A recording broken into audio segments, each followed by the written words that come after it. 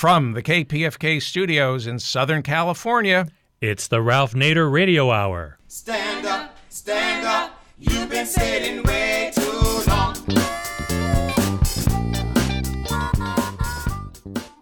Welcome to the Ralph Nader Radio Hour. My name is Steve Scrovan, along with David Feldman and the man of the hour, Ralph Nader. On the show today, we are going to hear from someone who is fighting the United States Air Force. That's Carol Miller, the president of the Peaceful Skies Coalition out of New Mexico. That sounds like a pretty formidable task, so I'm interested to hear what that's all about. We're also going to hear from Russell McIver on our new feature, the Corporate Crime Reporter Minute. We'll try to get to more of your Facebook questions. But before we get to all of that, David, introduce us to our first guest. In the late 60s, there was a famous photo taken on the steps of the United States Capitol of Ralph Nader standing at the head of a large group of young Nader's Raiders. One of the people in that picture was our first guest. His name is Ralf Hotchkiss. He is the co-founder of Whirlwind Wheelchairs. Mr. Hotchkiss is a wheelchair writer, engineer, inventor, and for 35 plus years, a wheelchair designer, builder, and trainer. In 1989, he was awarded a MacArthur Foundation Fellowship and has been the recipient of countless other honors and awards. Mr. Hotchkiss has worked in 42 countries, teaching people who need wheelchairs how to build and maintain them for themselves. We are delighted he could join us today. Welcome, Ralf Hotchkiss.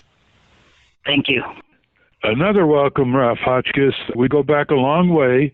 I was once speaking at Oberlin College, and as I was walking out of the auditorium, I heard somebody walking after me, and it turned out it was Ralf Hotchkiss. He was a sophomore. He was in a wheelchair. It was carrying him to the front door, and I turned around, and he said he'd like to come to Washington in the summer and work on wheelchair design and wheelchair usability, and he would have some good ideas. And this doesn't happen, very often. And Ralph is a paraplegic. He incurred his injury from a bicycle accident when he was in high school in Illinois. And after Oberlin, he came to Washington. And he and a small number of other people have revolutionized the image treatment and accessibility of people with disabilities. And we're going to explore that. But Ralph, before I ask you the first question, I want to tell you what it was like when I was in high school. I never saw a disabled student. They never went to high school. They weren't able to have a ramp. There was no ramp. The high school was not about to pick up their wheelchair and take them here and there. They just sat at home looking out the window often. I would visit some of my friends and basically severely obstructed their lives. And just to go forward, a few years ago, I was on Connecticut Avenue in Washington, and I looked down. This is about a block from DuPont Circle on the way to the White House, big, broad sidewalks. And there were 5 people in wheelchairs racing each other down the sidewalk. The whole city had been revamped with ramps and accessibility. We've come a long way. For people who think that our country has stalled in progress, we have come a huge way. Special Olympics, breakthroughs, pioneering everywhere. But Ralf Hotchkiss had a different pioneering path. He wanted to break the wheelchair monopoly. It was the Jennings Corporation that sold crummy wheelchairs for very high prices. And he wanted to teach people in the third world, especially, how to use local materials to build sturdy, durable, ever innovative wheelchairs. And he called his group Whirlwind Wheelchairs. He doesn't want ever to see an image of incapacity or immobility. I used to kid him saying that your next invention, and all his inventions were never patented. He was a consultant to the Veterans Administration. All his inventions were never patented. So that's the background. Let me ask you, Ralph, the first question. How do you view the progress in the last 35, 40 years? It's a great start, but we still have a long, long way to go. In particular, most of the physical progress in terms of wheelchair access to cities and jobs and schools is in the Western world. 80% of the world has a very, very strong disability rights movement, but physically they haven't made much progress.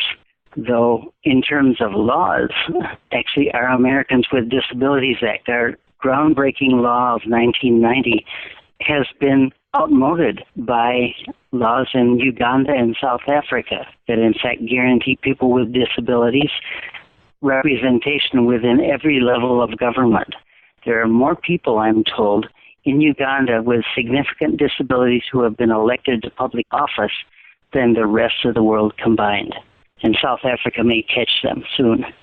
And let me ask you this. And when you started out at Center for Auto Safety, and then you started Center for Concerned Engineering, and we worked together in Washington, you were most concerned with the excessive price and the poor quality of wheelchairs designed primarily for smooth hospital floors, for example, rather than the rougher terrain outside and the very rougher terrain in third world countries. Can you describe the Jennings monopoly and then how you and others manufactured wheelchairs and a much different level of sensitivity? Well, once the monopoly was broken by Justice Department Antitrust Division settlement in 1979, things began to change rapidly and radically in the Western world. Dozens of new companies were formed in the following few years. Prices dropped to effectively half what they had been, and quality went way up. But that, of course, didn't affect 80% of the people in the world. And I wanted to develop the wheelchairs much better, much cheaper, much more maintainable, because I knew that if chairs could be developed for the poorest people, that would affect people everywhere, even in the Western world. There would be trickle up as well as trickle down. But developing great wheelchairs is not easy. I had worked in aerospace before wheelchairs. That was relatively simple because the needs were so well defined, whereas with wheelchairs, there are so many different types of disabilities, so many different economic levels, so many different types of terrain that they have to cross, that deciding how to prioritize the needs was very difficult. And so I found the help I needed in the third world much more than in the Western world. I found people who were taking throwaway wheelchairs from the North, reinforcing them, modifying them, chopping them and dropping them so that they really worked over the rough ground of the third world. And that, I felt, was just the chair I had always been looking for, and others in the Western world. We wanted to be able to go anywhere, to go around the world without having to worry about having to FedEx parts from the U.S. to repair our chairs as we went. So I took advantage of the ingenuity of people in the third world to help us make our chairs better. Before we get into the travels, you traveled all over the third world, Central Asia, Central America, South America, East Asia, teaching people, very often women in local communities, how to use simple materials to design durable wheelchairs themselves. You mentioned that there are at least 20 million people in the third world who have no wheelchairs. And that's almost like a fate of total exclusion from society. It's a disaster for them. Can you describe, because you did receive the MacArthur Foundation Genius Fellowship in 1989, you are an engineer, you're an inventor. Describe what was wrong with the older monopoly-controlled wheelchairs and what the wheelchairs you're now in the process of helping other people locally build are like. And I'd be very happy to have you describe the new wheelchair of the future that you are conceiving, even simpler and more easily repairable in rugged third world countries. Sure. The wheelchair that I first was given in 1966 when I began riding wheelchairs instead of bicycles lasted half a block. It cost over $2,000 in today's money. And as soon as I slipped out of the hospital and headed down the sidewalk as fast as I could go, I hit a crack in the sidewalk, and my front wheel was destroyed. The swivel fork on the caster no longer worked. It was like some of the casters on grocery carts you run into in the grocery stores. They just don't work. Amazing that it had failed with such a minor obstacle and after such a short distance. It was nothing like the bicycles I had ridden, which were tough. You could ride them over railroad tracks every day, all you wanted. And generally, they would stand up very, very well. I realized that the wheelchair was nowhere near the level of technology of the bicycle of over 100 years ago. And I've really been working since then to try and bring the wheelchair up to the level of the bicycle, let's say 1890. Tell me about your most recent development in wheelchair design that you said would radically lower the cost of maintenance to third world users so much that wheelchair riders in poorer countries should be able to keep the chair running more than twice as long. And by the way, again, we must emphasize, without wheelchairs in third world countries, people couldn't work, they couldn't meet people, they were isolated, oftentimes subjected to degrading comments, they became very demoralized, health failed. I mean, it's a devastating impact. And I'm going to suggest in a few minutes to our listeners a little reallocation of our public budgets, and you watch Ralf Hotchkiss and how he answers the question. So talk about your new proposal and the idea that came from Uganda for it. Sure. We have been working with third world wheelchair builders since 1980, starting in Nicaragua, working later in Africa, Asia, all around. And the first chairs we started with were improvements on U.S. chairs, still folding, still full-featured, but much, much stronger. Lighter weight at the same time. Our chairs weren't bad, but there were still problems. The biggest injury source to wheelchair riders in the U.S. and worldwide today is falling forward because they have such a short wheelbase. You hit a crack, and it dumps you on your face. Lots of broken hips, lots of other injuries every year in the U.S. We worked hard to solve that problem, and by 2000, we had what I feel is a very useful solution.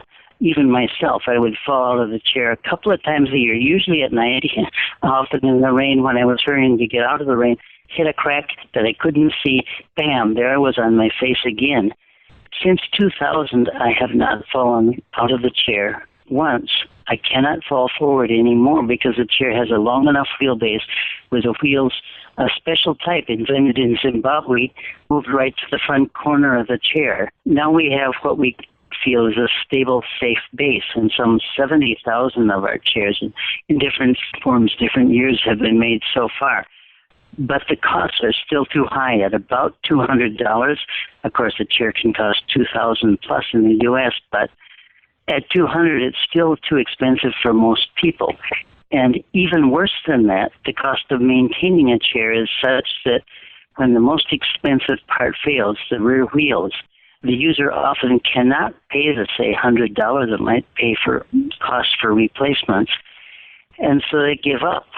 They lose their mobility, they lose their independence, they lose their participation in society that they had gained at least for a while, and there's nothing they can do. Now, there was one chair made since 1965 in Uganda that was better designed for low cost of both manufacture and especially for maintenance, called the Huck Step chair.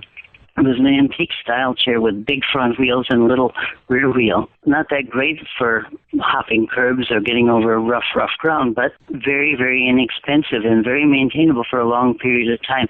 It turns out that it is the cheapest chair to use per year of use that's ever been made.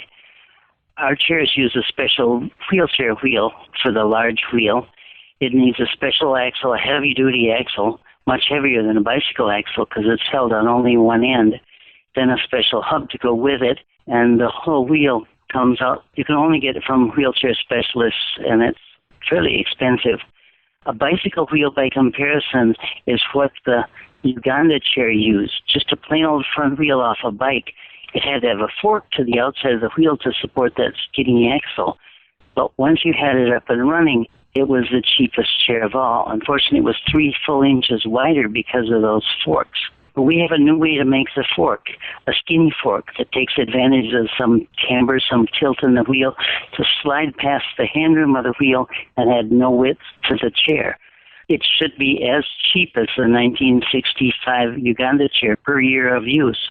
And we're very close to having working successful prototypes. We've gone through 4 generations so far, testing them in the lab and in the field, breaking them purposely and measuring how strong they are to get them just as strong as a good wheelchair, but without the high cost of the rear wheel.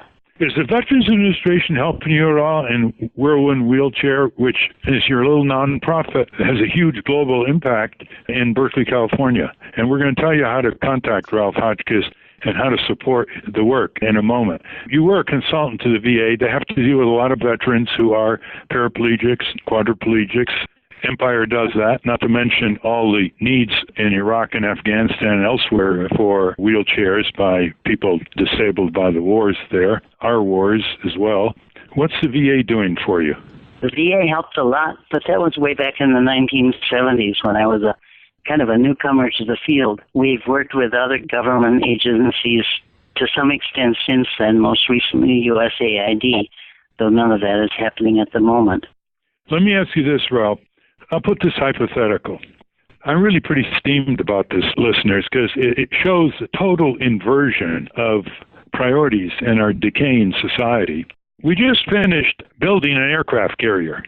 It cost $12.5 billion. It's the 12th aircraft carrier we have, a type of weapon system that's fairly outmoded unless you have an empire, because in a missile age, it can be destroyed by modern adversaries that fortunately we don't have right now. The next country in terms of aircraft carriers is Italy with 2. Now suppose we took $12.5 billion and our government decided it was going to be a humanitarian superpower. It was going to win the hearts and minds of people all over the third world instead of droning them and special forcing them and blowing apart their societies like in Iraq, the sociocide of Iraq. There are over 20 million people in the third world, some of them children, who need sturdy wheelchairs. So let's dream a bit, Ralph. Let's suppose we have a movement in this country that goes up to Capitol Hill and says, we're going to have a different kind of foreign policy, a foreign policy that will get us the respect and praise of people around the world. What would you do with $12.5 billion? I would start by buying 100 million wheelchairs. We could get the price down to $120 a piece in that kind of volume, and that would provide wheelchairs for all the people in the world. That 20 million is an outmoded figure, by the way. 50 million is more likely. We could buy chairs for all those people plus a spare for each one. For the price of one aircraft carrier, we could buy chairs for all the people in the world who need them plus a spare. And 80% of the world that doesn't have the money. That could locally be repaired and maintained simply. And what would this do to their lives? Why don't you spell out what wheelchair liberation, your phrase, would do for their lives? Wheelchair liberation, having access to a wheelchair, not just a wheelchair, but a very good wheelchair. They need better wheelchairs than we do because they don't have curb cuts nor bus lifts, nothing. They need to really get around over the world. If they had a good chair, the power of the participation of people with disabilities already is amazing. Struggle for the rights of people with disabilities to school, to jobs, to public transportation has erupted all over the developing world on a spontaneous basis, going back now 30, 35 years, and growing every year. It would become much, much stronger because so many people cannot yet participate just for lack of a wheelchair.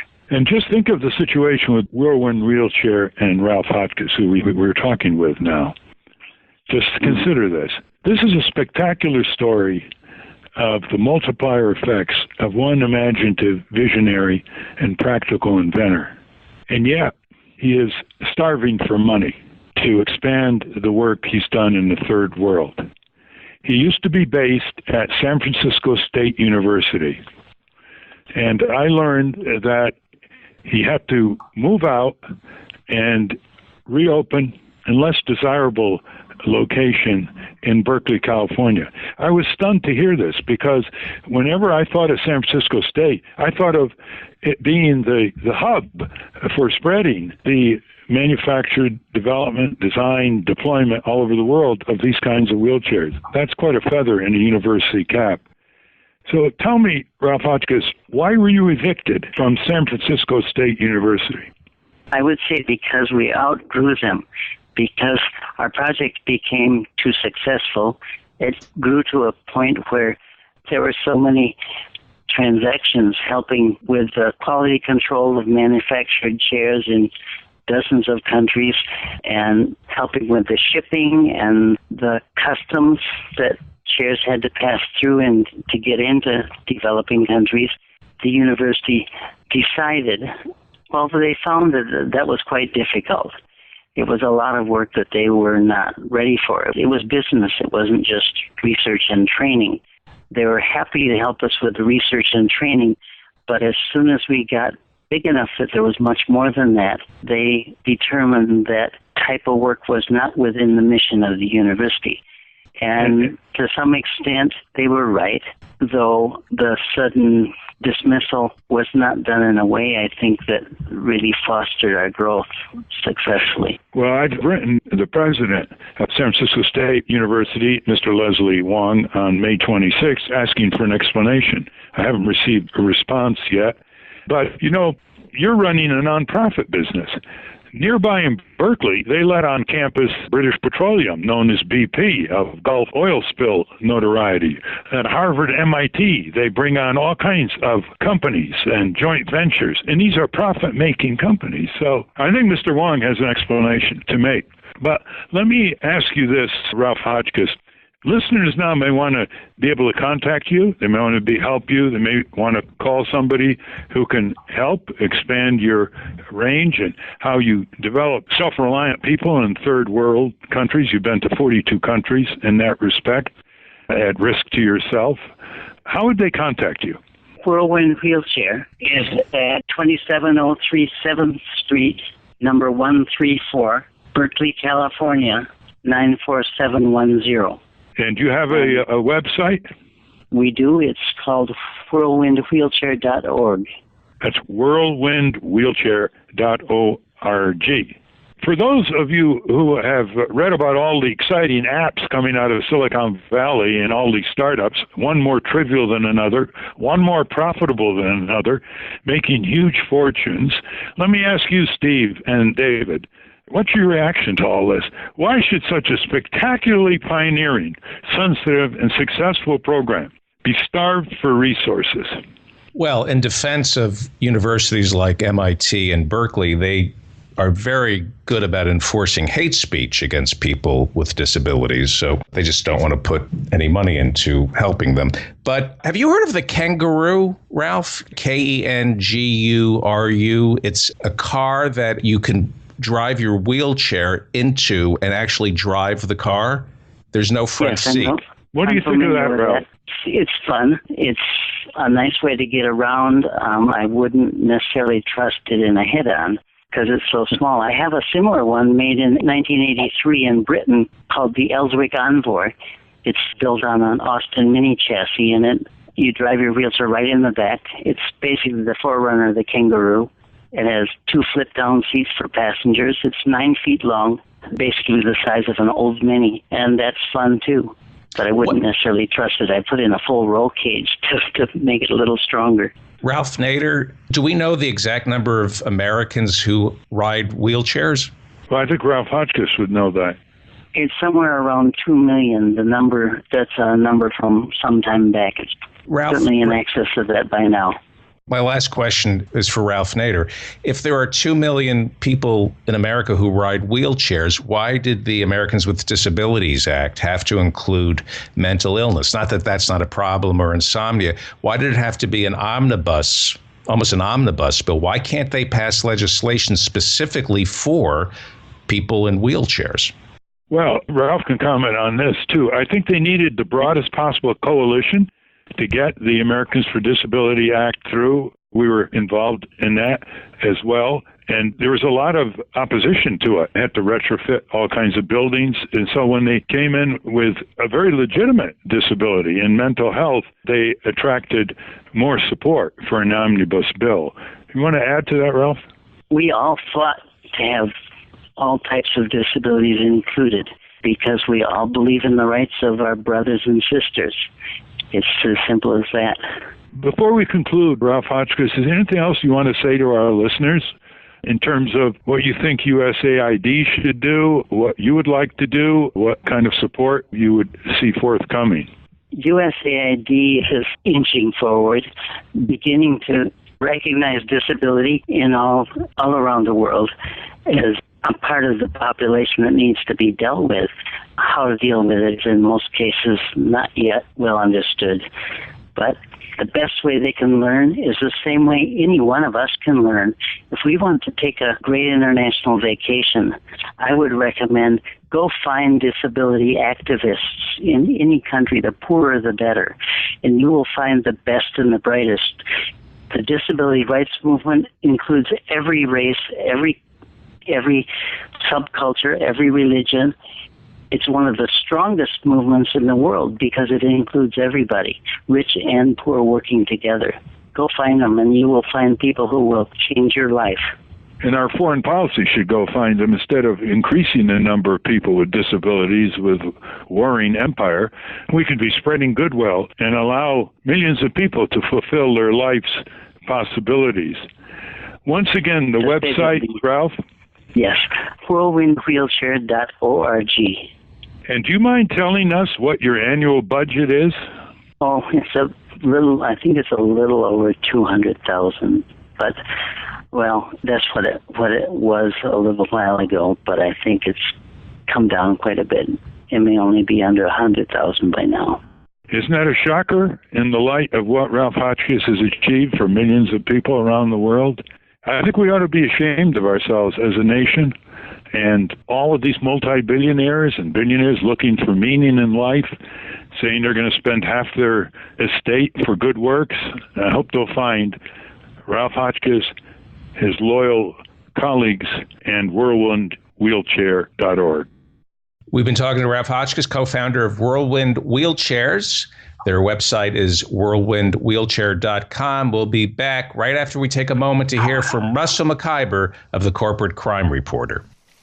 From the National Press Building in Washington, D.C., this is your Corporate Crime Reporter Morning Minute for Thursday, July 23, 2015. I'm Russell McIver. OSHA Chief David Michaels is not happy with University of Maryland law professor Rena Steinzer. Steinzer has been critical in recent months of OSHA's failure to refer to the Justice Department's significant worker death cases for criminal prosecution. And last week, Steinzer posted an article on her blog titled, "Kill a Worker, You're Not a Criminal." In it, Steinzer focuses on the death of 4 workers at a large DuPont chemical plant in La Porte, Texas. Steinzer believes the case should have been investigated as a corporate crime. At a press conference yesterday, OSHA Chief Michaels was asked about Steinzer's article. Michaels said, "Professor Steinzer has so much misinformation in that article, it's hard to respond to it." I asked Michaels, what part of it is wrong? "Many parts," he said. "What part?" I asked. Michaels refused to answer. Michaels has made a serious accusation against Steinzer. He should back it up or retract it. For the Corporate Crime Reporter, I'm Russell McIver. That's Russell McIver from the Corporate Crime Reporter. To hear more from Russell, go to corporatecrimereporter.com. I'm Steve Scrovan along with David Feldman. This is the Ralph Nader Radio Hour. David, do the honors again and introduce our next guest. Our next guest is Carol Miller. She's a longtime peace activist and nuclear abolitionist. Carol Miller is president of the Peaceful Skies Coalition of northern New Mexico and Colorado, which was founded to fight the United States Air Force and its plans to turn 94,000 square miles of the Rocky Mountains into a low-altitude spying and warfare training area. Peaceful Skies Coalition Network works with and supports other community-based anti-militarization groups across the U.S. as well as in other countries. Welcome, Carol Miller. Thank you. It's great to be on. Thank you very much for coming on the program, Carol. I've known Carol for many years. She hails from my native state in Connecticut. She's been a really great advocate for full Medicare for all, everybody in, nobody out, free choice of doctor and hospital, has held various official advisory and other posts in the federal government. And more recently, she's been extremely concerned with the expansion of military reservations, which are all over the West largely. They have contaminated all kinds of land, water, and air. This is dirty stuff, weapons making, weapons disposal, weapons testing. But now the Air Force and sometimes the Army want to encroach on public lands, our lands, the federal lands. This is where the Peaceful Skies Coalition wants more public attention. It hasn't been reported much in the Eastern press, especially. And so let me ask you the first question, Carol. If somebody who doesn't know anything about what Peaceful Skies Coalition is concerned about, what would you tell them? I would tell them that we're on the verge of losing much of our public lands to military training areas. And these are military training areas where they actually construct. There are national forest lands that have Afghan villages, as they call them, constructed on them on our public lands, helicopter landing zones. There's a lot of NEPA actions, National Environmental Policy Act, by the military for public land landing zones throughout the United States. There's a huge one that was just released that for the first time ever proposes to have a constructed helicopter landing zone for the U.S. Army in the Alpine Lakes Wilderness area of Washington State. They've gotten close to wilderness areas in the past, but this one is actually proposed to be within the wilderness area and also within a mile of the Pacific Crest Trail. The Peaceful Skies Coalition just intervened in a NEPA action with the Bureau of Land Management. The Fort Carson Army Base has asked to construct 52 helicopter landing zones on BLM land in Royal Gorge, Colorado. Let me ask you to explain, Carol, you mentioned Afghan villages. Explain what that means, and also explain what NEPA means, because this is where you get that cushy relationship between the Pentagon and consulting firms made up of former Pentagon and other military-sourced officials. The National Environmental Policy Act was developed, I think the public thought, to protect the environment. And it's whenever there's a federal action proposed that would change or somehow affect the land, water, or air around a particular area, it goes through what most people have heard of the environmental impact statement. That's just the last phase of NEPA. It starts with scoping, where they say this is what we want to do, and they take public comment, and then these private defense contractors develop the environmental assessments for them. So Peaceful Skies Coalition has intervened in a number of these, and that's how we've been able to realize how many public lands actions are underway right now. And so when I say Afghan villages, that's what they're called. There are actually 27 just in New Mexico. They actually construct what they call villages to do on-the-ground actions, the door-to-door searches and those kinds of activities of special operators. And there are a number of them within the United States. Cannon Air Force Base, we were formed in opposition to their plans. They're in New Mexico. They have several Afghan villages, as they call them, in the Melrose bombing range, where the state of New Mexico actually just transferred 35,000 acres of state land to expand the Melrose bombing range. So in addition to the military seeking the use of public lands, there's also transfers of public lands underway by members of Congress to the military. These Afghan villages are simulated villages that teach the soldiers what they have to do when they go to Afghanistan, door-to-door, alleys, what to watch for. I've often said all empires devour themselves. Our American empire is going to be no different unless we reverse course here in this country. But this is a new dimension of devouring America. It's not like these military reservations are tiny spots of square miles. They're huge to begin with, and they keep wanting more and more. And in the materials you have, Carol Miller, you say, like many other problems with Pentagon NEPA activities, that's the environmental impact statement activities, the Pentagon holds itself above the law when it has a system which is supposed to invite public commentary on what they're proposing, let's say to fly over and deal with public lands like you're talking about. They had the nerve to limit online submissions within a strict character limit of 8,000 characters. The first time I came across that was about 10 days ago. Peaceful Skies Coalition had developed a comment on what's Gulf of Mexico regional expansion that is planned from Eglin Air Force Base in Florida to actually move a lot of its training into state forests in Florida. And when I went to submit the comment, it destroyed all the formatting, and it was limited to 8,000 characters.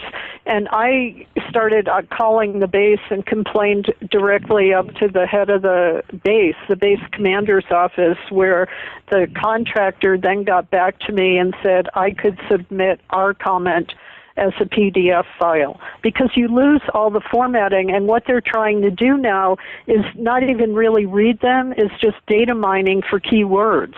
So if you don't use a certain word that they're looking for, they may not even know that it was put into a comment. It's a very frightening, Brave New World kind of way to solicit comments from the public. Where are you, George Orwell, huh? Carol Miller, in your article that just came out, Space Alert was the publication, Winter-Spring 2015, you have an intriguing statement that I'd like you to explain. You say, quote, "This situation is upside down. It is the Pentagon that is obstructing energy independence and energy security in order to keep fighting energy wars around the world," end quote. What prompted you to say that specifically?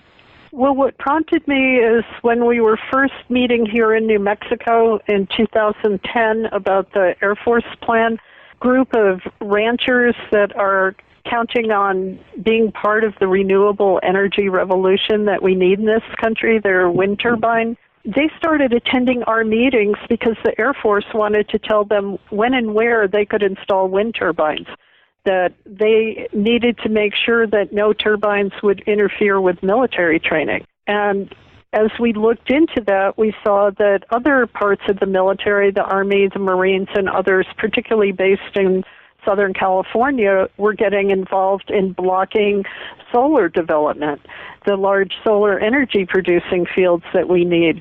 And it really struck us the irony of the military trying to control the agenda for where renewable energy would be placed in the United States. And that was very frustrating, and it has continued, where just recently, some people think he's liberal, Congressman Tom Udall had some land transferred to the White Sands Missile Range in New Mexico, and that transfer blocked a renewable energy transmission line that was planned to go through some public lands. They transferred those lands to the Army base. And now they're still looking for where we're going to site that, because they said that that transmission line, which was going to take solar and wind power to Arizona and California, that it was going to interfere with the training that they have planned for that Army base. So we're in this very topsy-turvy situation. And one of the things that's so frustrating to me and others I work with on this is that the whole changed language within the United States. And I'll just share, in 2009, I was walking through the Albuquerque airport, and an offensive, to me, billboard was up, and it was the first time I had seen this term, and it said, "Delivering scientific and technical innovations to the warfighter." And many people don't know that the language has changed. It used to be that we had servicemen and women, and what we have currently are war fighters. And just as recently as February of 2015, when the Secretary of the Air Force testified to Congress over their budget, they use that language all the time, and I'll quote from it: "Our airmen are war fighters, and they bring air power to bear on behalf of America every day." There's something wrong with that, to say that the purpose of the United States is to fight wars, because we know most of the money goes to the Pentagon, and some of us would like to see more peace and less war. And they do it with new vocabularies. And one of the phrases that they use, when the Pentagon has these military bases, they want to take adjacent land, and they call them encroachment buffer zones. In quotes, encroachment buffer zones, so the F-35s can be able to fire weapons above the new expansion toward the targets. on the interior of the test and training range. What I noticed in your article is how the Pentagon gets its way in these areas, and I just want to quote briefly from your article. The Pentagon bludgeons underfunded local governments with threats to close a base and move the activity somewhere more friendly. That means more job loss, of course. In many state legislatures, you write, appropriate general funds to bribe the military to keep bases open. States build roads, schools for military dependents, and fund state military and base affairs communities as lobbyists to keep base funding a priority, end quote. This is a whole new dimension of government lobbying that a lot of people aren't aware of, and all these state expenditures should be added to the military budget. Okay, so what would you like people to take away from this interview, Carol, in terms of more information? Give a website, and then action. What are the action points you'd like? Okay, the action points, well, peacefulskies.org is the website for the Peaceful Skies Coalition, and on there we have links to the other organizations across the country who are working. We've been kept isolated, so the takeaway is pay attention in your community. No matter where you live, there are military expansions. There is a big one planned for Fort Drum in New York, and the state of New York is putting quite a bit of state money into building that base. There is a fear in the military, or a fake fear, that there's going to be a downsizing. So every state government and local government are pouring a lot of money into military bases because they want to make sure that their base stays open. So pay attention is the first thing that people need to do. This has all been happening kind of under the radar, and once you dig, it's huge. So I think that's important, and I think that find a group in your local area that's working on this. It's basically a situation where community volunteers are up against overfunded defense contractors that manage all of the NEPA work for the Department of Defense. The current Secretary of the Air Force, Deborah James, used to work for one of these defense contractors, SAIC, and I first ran into them when they did a very inferior NEPA assessment for Cannon Air Force Base. They don't even do good work. We're talking about mega millions of dollars going on cut and paste NEPA documents just to fill check boxes. When there is something going on in your community and you hear about it, citizen comment is incredibly important. Public comment.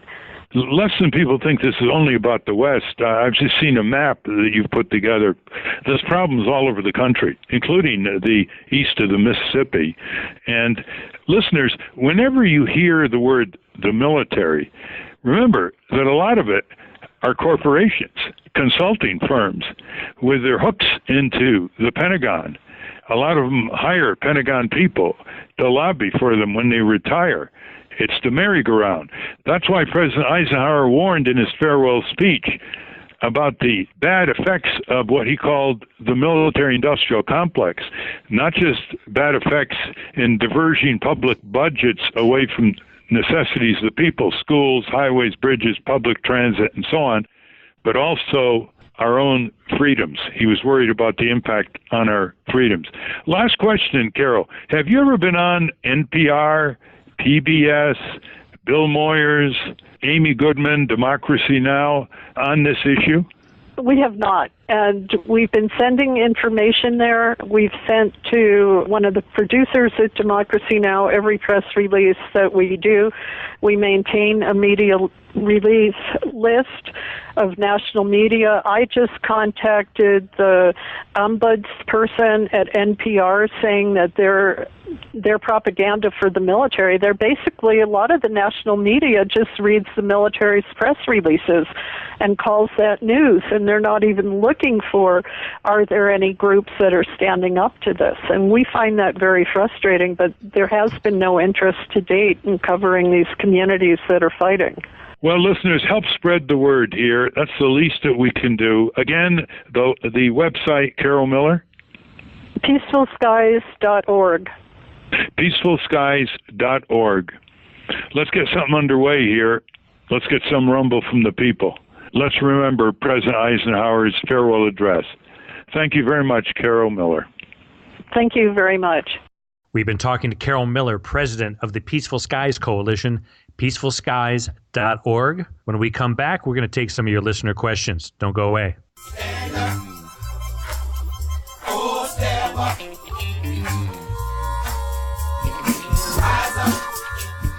The Ralph Nader Radio Hour is a weekly series where we get to discuss with Ralph Nader what's happening in Washington, what's happening around the world, and most importantly, what's underneath it all.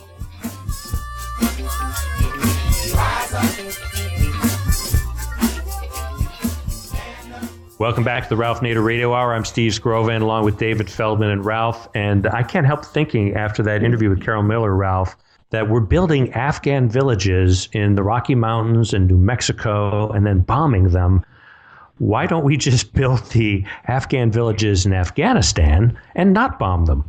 Well, that's what I call institutional insanity. You know, the federal government spends half its budget, apart from Medicare and Medicaid, half of its entire budget on military. We have no major adversary anymore. Soviet Union's gone. Communist China is getting our jobs and industries. We have some terrorists, that we call them, expanding all over the countries in Asia because we're provoking them and overreacting and blowing apart their civilian infrastructure and creating new enemies for ourselves. I mean, what family would spend half its income on exaggerated adversaries and another third of its income helping the rich, that's corporate welfare, and neglect its own children? So if you reduce the way the government, under corporate pressure and greed and demand, slices up the taxpayer budget, and you say, would a family do something like that? Well, if it did, it would be considered insane. And so we have to take psychiatric measurements and psychiatric nomenclature and apply it to corporate institutions, to government institutions, because people then have a ready base for evaluating these monsters and rendering normal judgments on them, which is, of course, the beginning of reform. Corporations are people, so they have a psychological profile. Well, that great documentary, The Corporation, out of Canada, where I am right now, by the way, actually, that was their premise. They psychologically profiled a corporation and determined that it was psychopathic. Ralph, you spoke before a group of psychiatrists? Yeah, years ago I spoke at a convention of the American Psychological Association, and I urged them to open a new field. And their eyebrows arched in the audience, and I said, you're working on individual mental health. How about institutional mental health? How about big companies? How about big government agencies? How about crooked labor unions? What about institutional insanity? And then I gave some examples. I said, look, the record is clear that drug companies are suffering from kleptomania. The record is clear that General Motors has trouble toilet training itself in terms of pollution. The record is clear that by pushing women through birth in hospitals in 24, 36 hours, that these hospitals are suffering from attention deficit disorder. And they all laughed, you know, but it was a knowing laugh. And I think if we're going to get down to earth evaluation by ordinary people of these giant institutions that control them, you got to take the frailties of individual human beings and use this language to apply to these corporations. In other words, if corporations want to be considered people, let's evaluate them as people. And I don't mean to brag, Ralph, but I recently spoke before a group of psychiatrists, but they still wouldn't let me out. It was a hearing. Let's see if we can get to a couple of listener questions here. I will take the first one. Gina DiMartino asked, Ralph, what do you think about the issues regarding adjunct faculty who are treated poorly for work performed and receive little to no benefits? What can be done to change this? Well, we're talking about almost 70% of all faculty in community colleges and colleges and universities. So we're talking about a few million people who are paid starvation wages, barely minimum wage, for teaching a course here or a seminar there. They have no benefits to speak of. They have no tenure. They can't live on what they're receiving for being an adjunct faculty. So there is an effort to unionize them, and it's beginning to gain ground, and not a moment too soon. Jay Wheaton writes, few speak of the $18 trillion debt and the $80+ trillion in unfunded liabilities and what this is going to do to our nation. I've yet to hear a mainstream candidate address this. All that is spoken of is either more spending or tax cuts. How long can we continue down this path before we end up like Greece? Well, first of all, we'll never end up like Greece because we have our own currency. It's the euro that is creating the problem, among other things, in Greece. Secondly, some mainstream candidates, as you call them, actually do talk about it in wildly exaggerated terms. So when they talk about Social Security and trillions of dollars in unfunded liability, they're not including the Social Security dollars that are pouring in year after year after year. And they just say, okay, there are so many people in this country now, they're going to get actuarially this many trillions of dollars in Social Security. We don't have them now, but we will continue to have them. And it's important to make very clear here that unfunded liabilities, if it was technically accurate, would be terminal tax revenue for existing liabilities, which is not the case with Social Security. Medicare is going to be going into the red shortly. A huge inflated overpricing by the hospital, drug, and medical device industries, not to mention enormous fraud on the Medicare budget, estimated by Professor Malcolm Sparrow of Harvard, an applied mathematician, to be at least $300 billion, that's billion with a B, dollars a year. Just fraud, not just on Medicare and Medicaid, but in the healthcare industry alone. Well, that sounds like a show, gentlemen. I want to thank our guest, Ralf Hotchkiss, co-founder of Whirlwind Wheelchairs. Check out their website at whirlwindwheelchairs.org. Also, thanks to Carol Miller, president of Peaceful Skies Coalition. For more information, go to peacefulskiescoalition.org. Or they also have a Facebook page. And I noticed you can also go to YouTube and search Peaceful Skies Coalition, and you'll hear Carol speak at more length about the work they're doing out there in New Mexico. And don't forget to pick up a copy of Ralph's latest book, Return to Sender, Unanswered Letters to the President, 2001-2015. Go to nader.org for Ralph's weekly blog. And if you have missed any of this or any of our other episodes, first of all, shame on you. But secondly, go to ralphnaderradiohour.com, where all of our past episodes are archived, along with a lot of other good information and clickable resources. I want to give a special shout out to our producers, Jimmy Lee Wirt and Matthew Marin, for putting today's show together. On behalf of David Feldman, I'm Steve Scrovan. Till next week, Ralph. Thank you very much, David. Thanks, Steve. Spread the word, listeners. That's what it's all about. And work on those action points for Ralf Hotchkiss and Carol Miller. Stand up, you've been sitting way too long.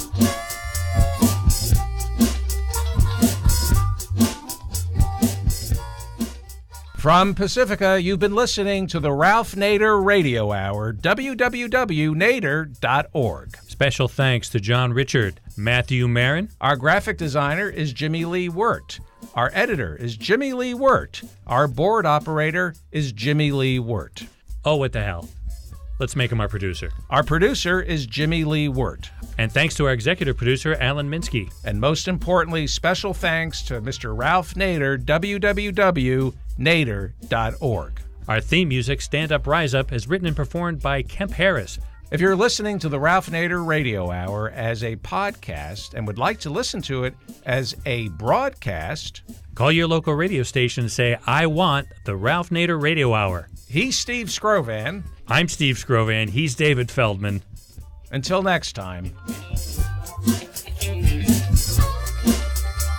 Steve's in the temple. Too much money changing hands. It's really very simple. Just make a list of demands. We demand freedom. We demand equality. We demand justice. It ain't gonna happen until folks like you and me just stand up. Well, you've been sitting way too long. Oh, stand up. You know what's right and you know what's wrong. Rise up. Don't let the system hold you down. Stand up, stand up. You've been sitting way too long. Wow. Say you're tired of trying. You say we have no choice. Say you're just one person, and who will hear your voice? Don't let them fool you. You have the power in your hand. I'm only trying to school you. Listen to me, people. Do you understand? We gotta stand up. Oh, you've been sitting way too long. Oh, step up. You know what's right and you know what's wrong. Rise up. Don't let the system hold you down. Stand up. Hey, stand up. Hey, you've been sitting way too long. Stand up. Oh, you should. Oh, step up. Step up. I think that you should step up. Rise up. Rise up and take on the power. Stand up. Hey, stand up. Hey, you've been sitting way too long. Stand up. Oh, stand up. Oh, step up. Step up. You ought to step up. Rise up. Rise up. I know you ought to rise up and stand up. Hey, stand up. Hey, you've been sitting way too long. Stand up. I think you should step up. I think that you should step up. Rise up. Don't let the system hold you down. Stand up. Hey, stand up. Hey, you've been sitting way too long. Stand up. Oh, stand up. Oh, step up. Step up. I think you should step up. Rise up. And you rise up because you have the power. Stand up. Hey, stand up. You've been sitting way too long. Stand up. Stand up. You step up. Step up. I think that we all should rise up. And you rise up.